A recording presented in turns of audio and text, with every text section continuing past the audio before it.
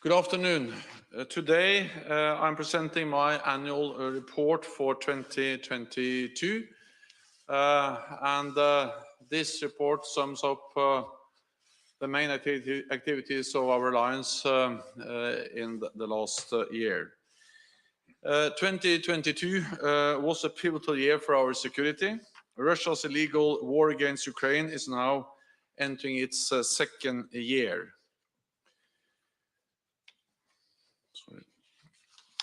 President Putin made a big strategic mistake when he invaded Ukraine. He expected Kiev would fall within days and the whole of Ukraine within weeks.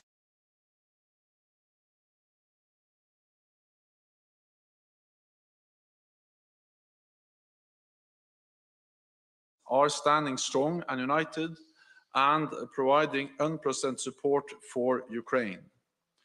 And he wanted less NATO, but he has got exactly the opposite, more NATO. In response to Russia's illegal war, Finland and Sweden decided to apply for NATO membership, which will double the length of NATO's border with Russia. At the NATO summit in Madrid last June, all allies took the historic decision to invite Finland and Sweden to join. Both countries have addressed Turkey's legitimate security concerns and delivered on their commitments under the trilateral memorandum agreed in Madrid. Turkey is now ready to ratify Finland's membership of NATO.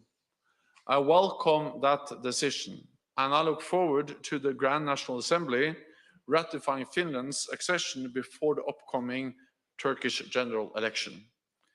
I also welcome that the Hungarian parliament will vote on Finland next week. The most important thing is that both Finland and Sweden become full members of NATO quickly, not whether they join at exactly the same time. And I will continue to work hard to ensure that Sweden becomes a full member as soon as possible, because the accession of Finland and Sweden will make them safer, our alliance stronger, and demonstrate that NATO's door remains open. President Putin wants a different Europe. He sees democracy and freedom as a threat, and he seeks to control its neighbors. So even if the war in Ukraine ended tomorrow, the security environment has changed for the long term. Putin's invasion last year was a shock, but it was not a surprise. It was the culmination of a pattern of aggressive action. And in response, since Russia's illegal annexation of Crimea in 2014, NATO has implemented the largest reinforcement of collective defense in a generation. So when Russian tanks rolled into Ukraine, we were ready. Within hours, we activated our defense plans from the Baltic to the Black Sea.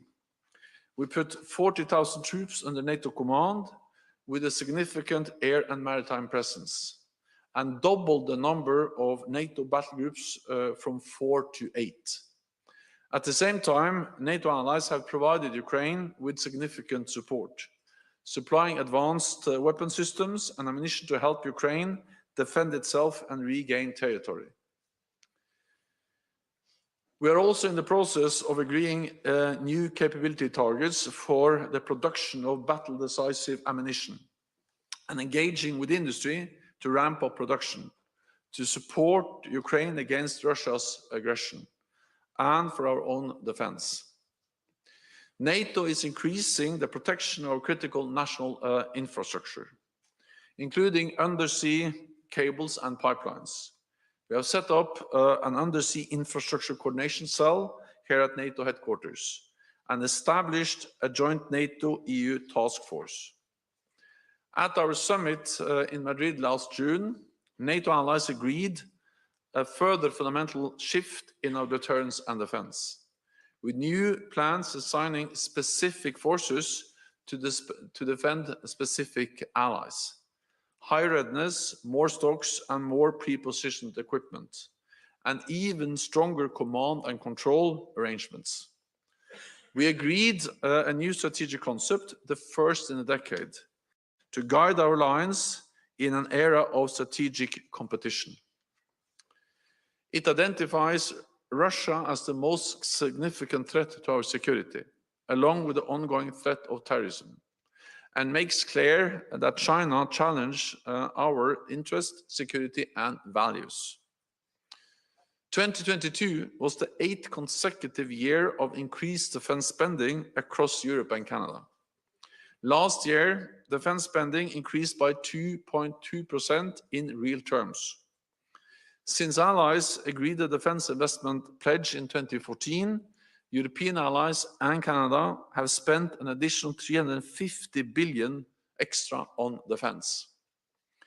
Many allies have also announced significant defense spending increases since Russia's invasion.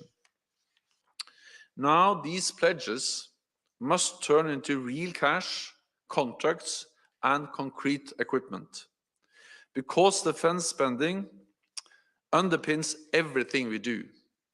Since 2014, allies have increased defense spending, and we are moving in the right direction. But we're not moving as fast as the dangerous world we live in demands. So while I welcome all the progress that has been made, it is obvious that we need to do more, and we need to do it faster. At our summit in Vilnius in July, I expect allies to agree a more ambitious new defense investment pledge, with 2% of GDP as a minimum to be invested in our defense. In this new and more contested world, we cannot take our security for granted. It is our security that underpins our prosperity and our way of life. Our latest polling shows that 82% of people across the 30 NATO allies believe it is important that North America and Europe work together for our shared security.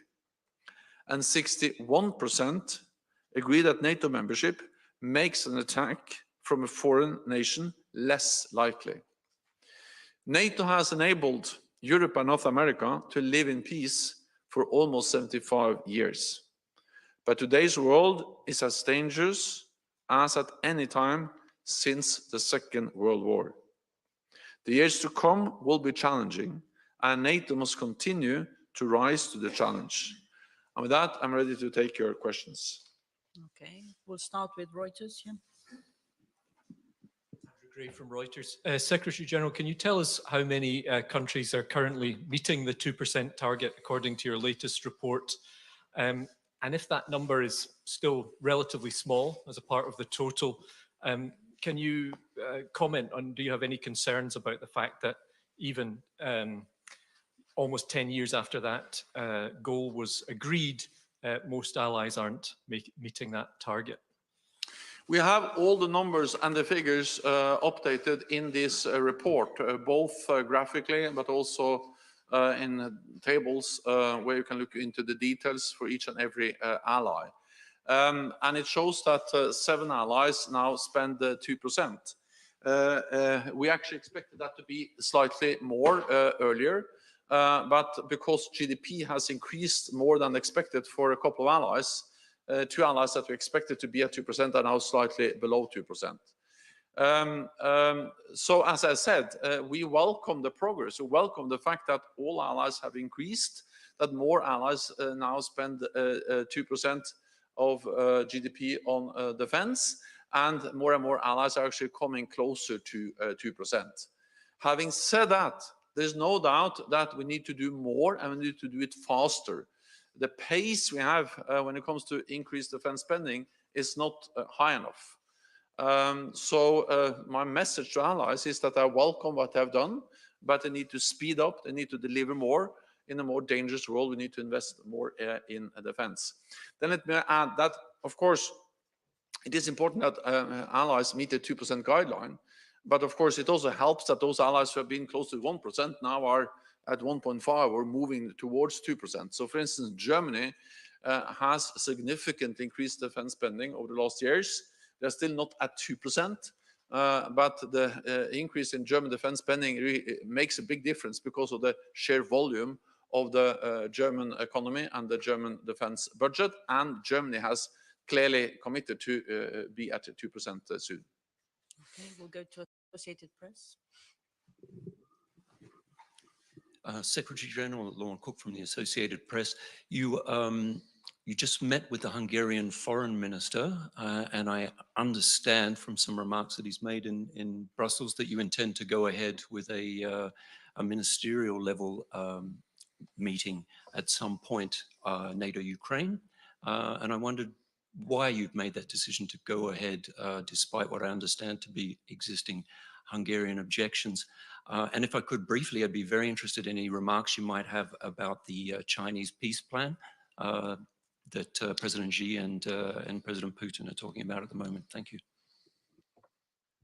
First, on the peace plan. It is for Ukraine to decide what are acceptable conditions for any peaceful solution. China therefore needs to start to understand Ukraine's perspective and to engage with President Zelensky directly if it's serious, if it wants to be serious about peace. We also need to remember that China has not been able to condemn the illegal war or aggression by Russia against Ukraine. Having said that, of course, I will welcome any initiative, any plan that can lead to a just and sustainable peace. China's peace proposal includes some positive aspects and elements which I support. For instance, the importance of nuclear safety, of protection of civilians, and not least underlying the importance of sovereignty, territorial integrity, and independence. And of course, any peace solution for Ukraine must be based on these principles, to the respect of the territorial integrity and sovereignty of Ukraine. And this is also the main element of the peace plan that President Zelensky put forward some months ago. And of course, any durable, lasting peace has to respect Ukraine as a sovereign, independent nation in Europe, in accordance with the UN Charter.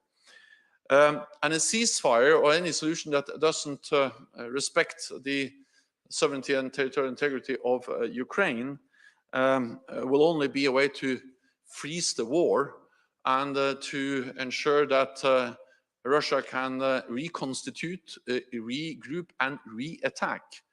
And that will not be a just and sustainable peace.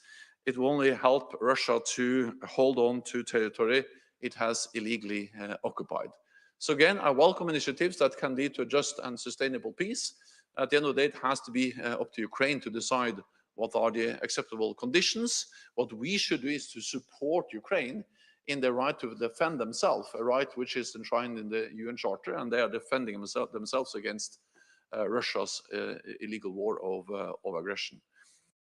To Ukraine Commission, yes, my plan is to convene a meeting at our foreign ministerial meeting in a couple of weeks.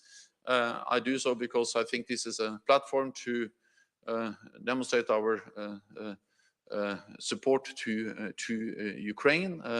Ukraine is an enhanced opportunity partner, but at the same time, I'm aware of the issues related to minorities, and this is an issue that has also been discussed directly with Ukraine in previous meeting, and I guess that will continue to be, I expect that to continue to be part of a dialogue with Ukraine.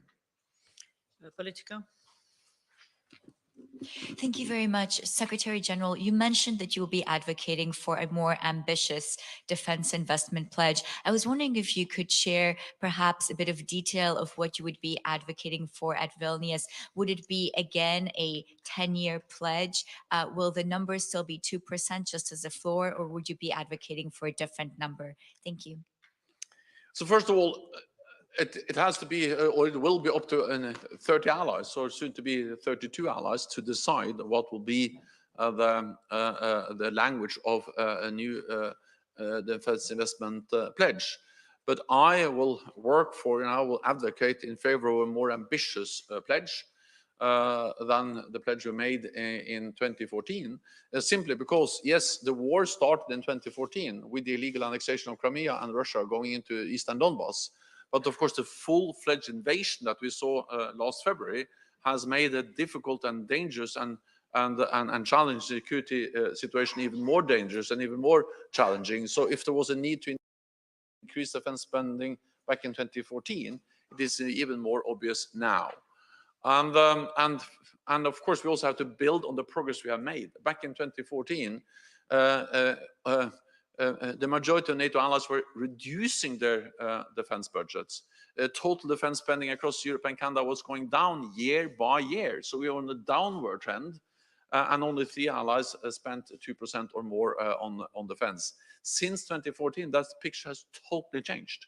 Now all allies have increased defense spending, and in totality, we now have 8 consecutive years of more defense spending across Europe and Canada. So we are in a totally different place than where we were in 2014 when things were going down. Now they're going up, and they're going significantly up defense spending. So of course, when you then agree a new defense investment pledge at the summit in Vilnius, it has to build on the progress we have already made and take into account the fact that we live in a more dangerous world.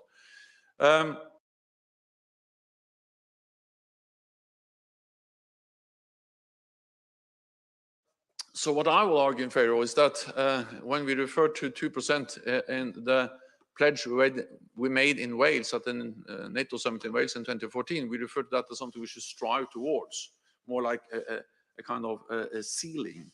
But now we should refer to 2% more as a floor, a minimum. And of course, then we had a kind of 10-year perspective, 2014 to 2024. Now I think we should be all understand that this is a kind of immediate need to be there. Actually, the reality that the majority of allies could be able to be at 2% very quickly. Agence France Presse, here. Yeah, thanks. Thank you very much, Secretary General. Just returning to the issue of China, do you have any more information on whether China is planning or is actually supplying arms to Russia for the war in Ukraine? And more specifically, what is your message to President Xi as he meets with a leader who is now accused of committing war crimes? Thank you. So first, we haven't seen any proof that China is delivering lethal weapons to Russia. But we have seen some signs that this has been a request from Russia, and that this is an issue that is considered in Beijing or by the Chinese authorities. And therefore, our message has been that China should not provide lethal aid to Russia. That will be to support an illegal war and only prolong the war and support the legal invasion of Ukraine by Russia. That's something that China, of course, not should do. Then, of course, the meeting that takes place in Moscow is part of a pattern we have seen over the last years, where China and Russia are coming closer and closer. We have to remember that just a couple of weeks, or a few weeks before the invasion last February, President Xi and President Putin met in Beijing, where they signed a joint declaration promising each other a partnership without any limits. And we see how China and Russia are coming closer and closer in the military domain. They have joint exercises, joint patrols, naval and air patrols in the economic domain, and also in the political and diplomatic domain.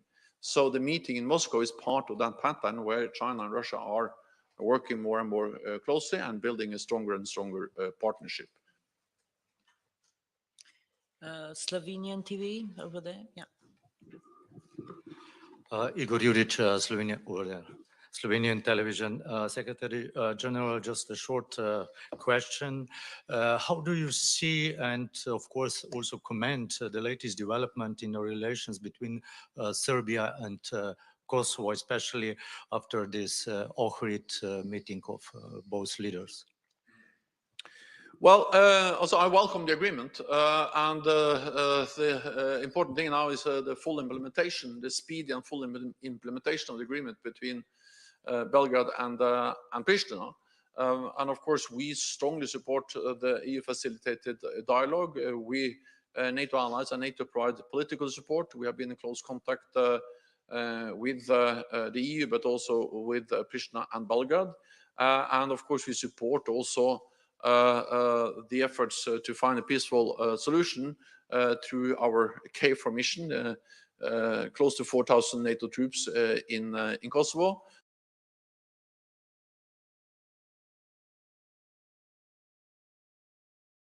So we welcome the agreement. The message is that it has to be fully and quickly implemented by both parties. Frankfurt Allgemeine. Thomas Kuschka, Frankfurt Allgemeine Zeitung. Two questions. The first is for clarification. Has Hungary formally agreed to another meeting of the NATO-Ukraine Commission?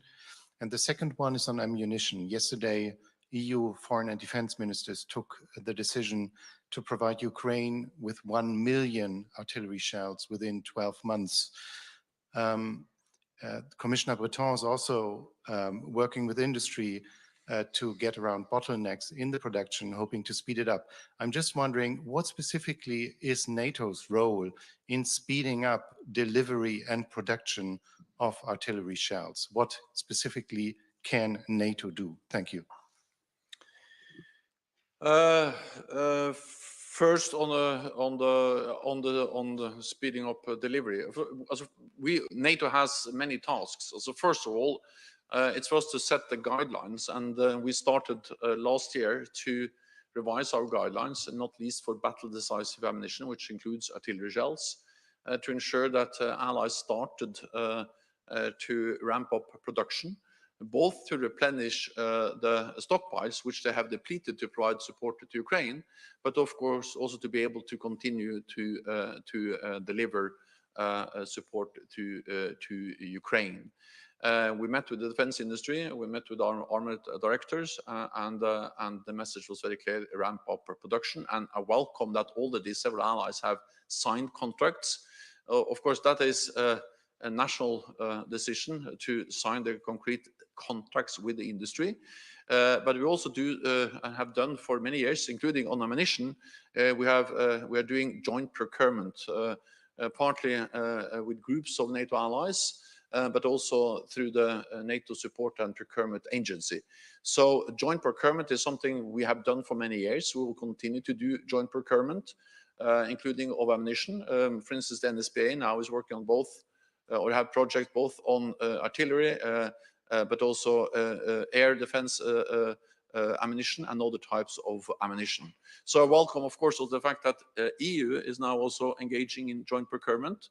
But the most important thing is not whether the joint procurement is a group of nations or EU or the NATO procurement agency, or whether it's done by individual allies. The most important thing is that contracts are signed with the industry so production can be increased. And we have already seen more contracts being signed, and we welcome all the different initiatives in different formats for joint procurement, because we think that can help to speed up and also utilize the economy of scale. But again, it happens in different formats, including through the NATO Support and Procurement Agency. So far, NATO allies have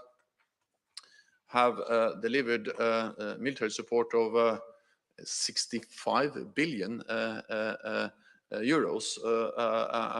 A lot of that comes from the United States, but also Canada and European allies are providing significant military support to Ukraine, and this is not least to finance the delivery of ammunition. So well, it's my prerogative to convene the NATO-Ukraine Council. And I do that because I think the time has come. Of course, I always try to have allies to agree, but when we cannot fully agree, then it's still my prerogative to convened in meetings of the North Atlantic Council in different formats, and now I do that. Swedish radio. Here. Thank you, Mr. Secretary General. What does it mean in concrete terms that Swedish NATO membership is a top priority, as you said yesterday? And the second question, how included is Sweden for the NATO future plans for the Baltic Sea? Finland is approaching NATO membership faster than Sweden. Well, I didn't get the last question. How does it mean in concrete terms for the NATO plans for Baltic Sea that Finland is approaching NATO membership faster than Sweden? So first of all, I'm absolutely confident that also Sweden will become a full member of this alliance. Second, it is a top priority for me, meaning that I really believe that it will be good for NATO, it will be good for Finland, it will be good for Sweden, it will be good for all of us to have Finland and Sweden in as quickly as possible.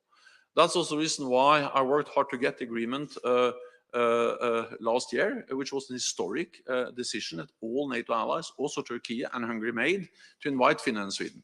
And since then, since June last year, we have had the quickest accession process in NATO's modern history. Because we have to remember that Finland and Sweden applied in May. Already in June they were invited. And since then, Finland and Sweden has had a totally new position in NATO, because they now have the position as invitees, meaning that they sit at the NATO table.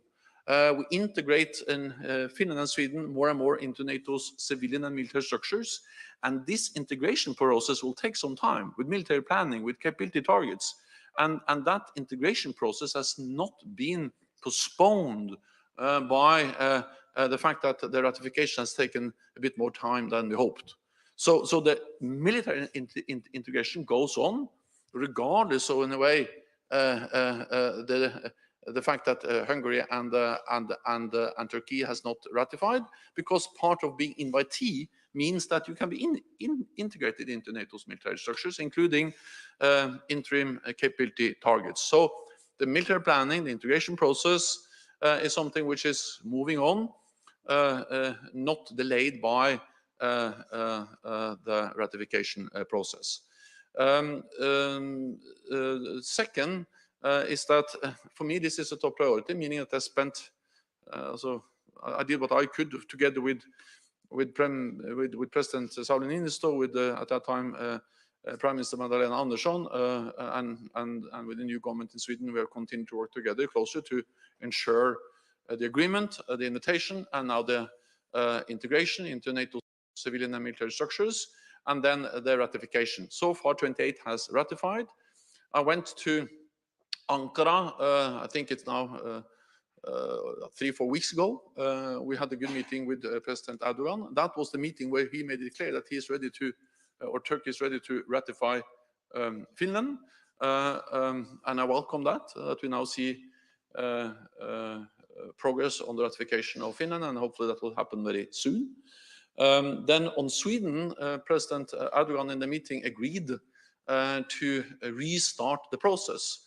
And also in the meetings of what we call the permanent mechanism, where Finland, Sweden, Turkey meet, and they met under my auspices here at the NATO headquarters a few days ago. And that also then led to the formal announcement of the decision to move on with the ratification of Finland. But of course, in that meeting, we also then are able to address how to make progress on the ratification of Sweden. And we'll continue to meet. I spoke again with President Erdogan on Friday, and we again agreed to continue the consultations and the meetings to ensure that we can also make progress on the ratification of Sweden. Then I spoke this morning with the Foreign Minister of Hungary, Petr Szijjártó, and he also confirmed that there will be a vote on the 27th of March in the Hungarian Parliament on the ratification of Finland, and we'll continue then to work on making progress on the ratification of Sweden. Interfax Ukraine, lady with the red scarf.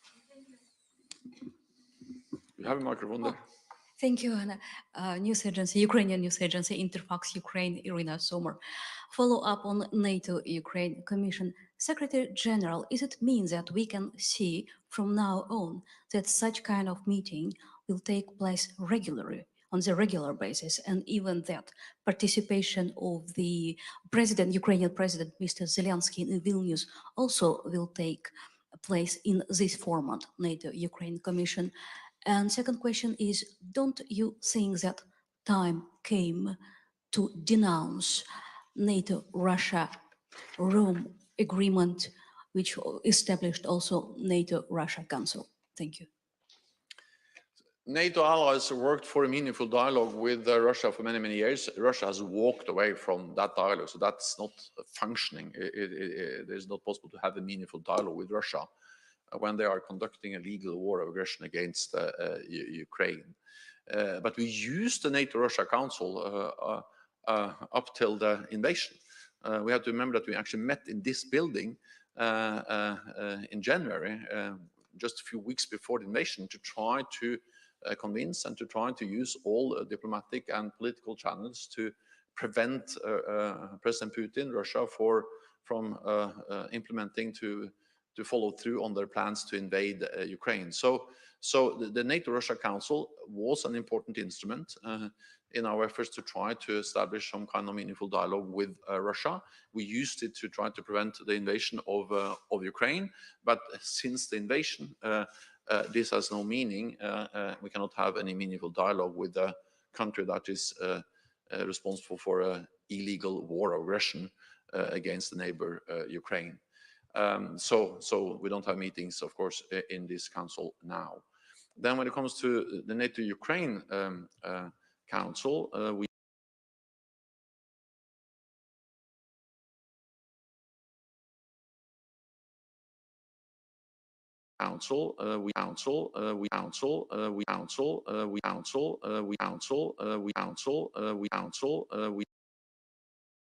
the meetings of the NATO-Ukraine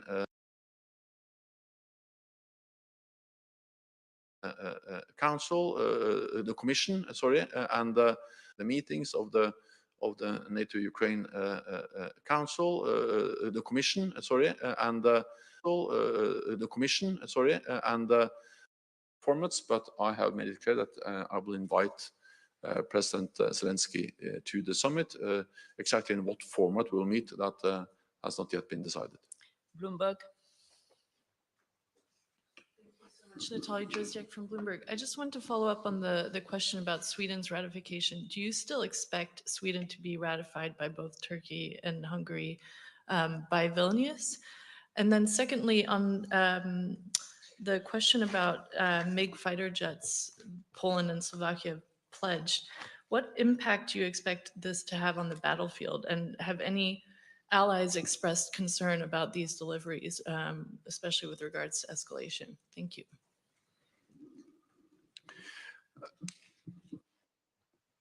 Well, on Finland, based on what has been announced both from Hungary and Turkey, the two allies that have not yet ratified the Finnish accession protocol, I expect that they can become members before the Turkish election, because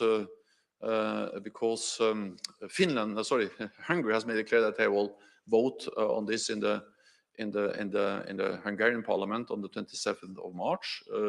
So that's, I base what I say on what they have publicly said and also told me. And also Turkey has made it clear that the plan is to ratify before the Turkish parliament goes into recess ahead of the Turkish election. Of course, I cannot guarantee on behalf of national parliaments. At the end of the day, it's national parliaments that make the decisions. And I've been a parliamentarian and also prime minister myself. I'm always very careful not speaking on behalf of parliaments. Parliaments are sovereign bodies. They make their own decisions, but at least that's what has been announced. And based on those plans and those announcements, Finland will be member very soon and before the Turkish elections or before the Turkish parliament goes into recess based on what they have said. Then on Sweden, I will not give you any exact dates. but I'll just tell you that this is a top priority, and I will work hard to ensure that also Sweden becomes a full member and that the ratification process can be finalized as soon as possible. That's the reason why I traveled to Ankara. That's the reason why I also spent some time in Stockholm, in Helsinki, and also convened the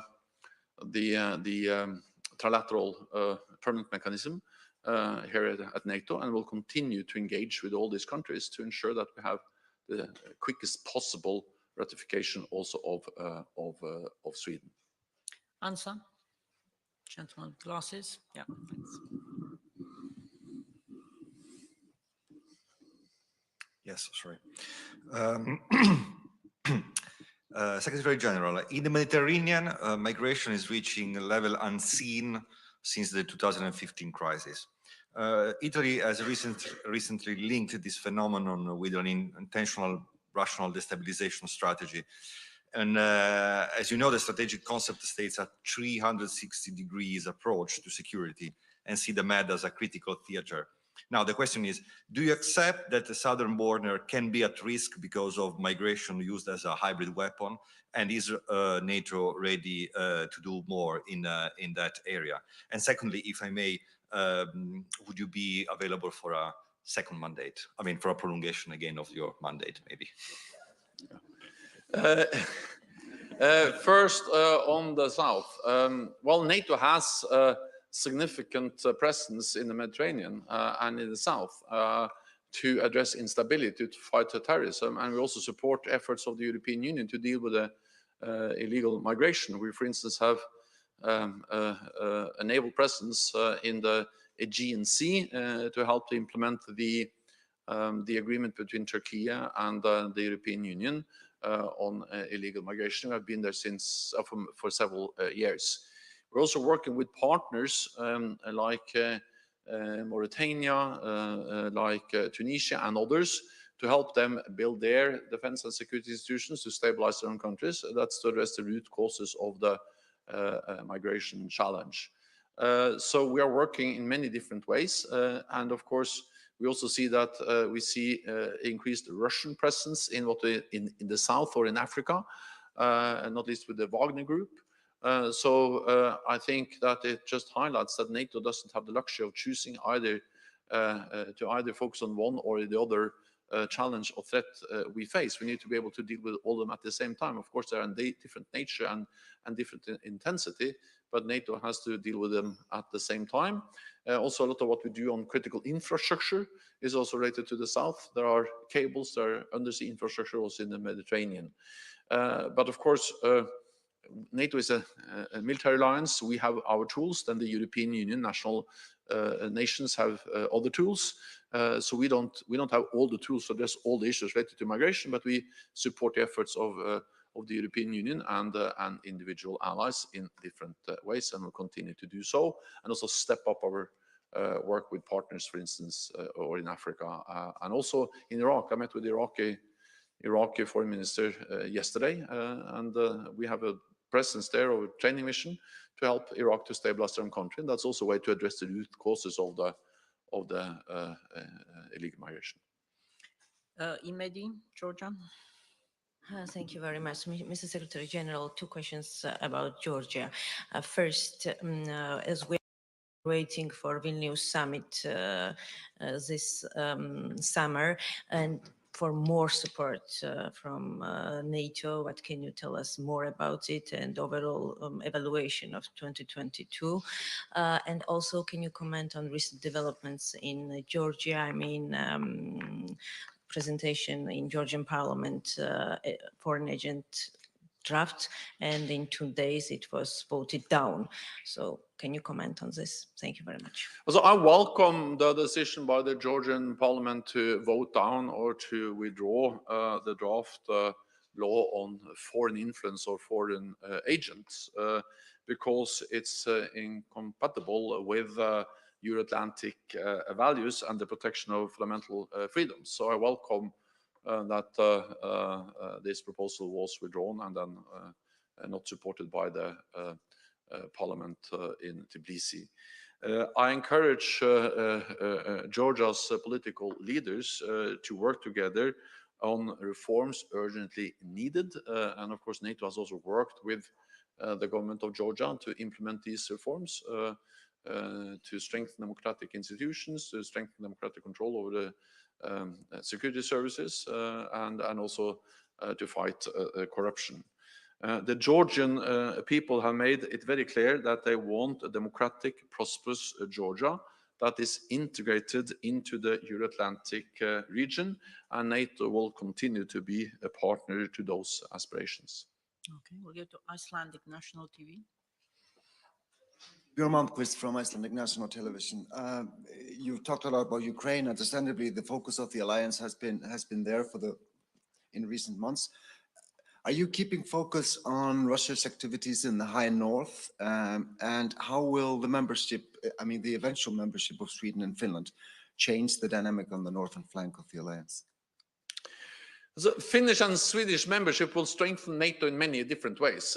First of all, it will strengthen the whole of NATO, and because Finland and Sweden have capable armed forces, well-trained, well-equipped, modern armed forces, and we have worked together with Finland and Sweden for many years. They have naval, land, and air forces which are highly capable and will help us also to increase our presence, our awareness, also in the high north. Of course, both Finland and Sweden are Arctic nations. They know how to operate under Arctic conditions, and it will also not least increase our ability to utilize the airspace in the high north and to operate across the borders in the Nordic region. So yes, that is important for the high north, for whole NATO, but of course also, for instance, for the Baltic countries. If you just look at the map, you will see that reinforcement, the protection of the Baltic region will be very different, and NATO will be in a much better place to do that with Finland and Sweden in. And therefore, I welcome the fact that all allies have invited them, that Finland will very soon be ratified based on what has been announced from Ankara and from Budapest, and then I will continue to work hard for the quickest possible ratification of also Sweden. Then the High North has mattered for NATO for many years, and therefore we have a significant presence there. We have several allies which are Arctic nations, including Iceland. We have presence in Iceland with NATO planes.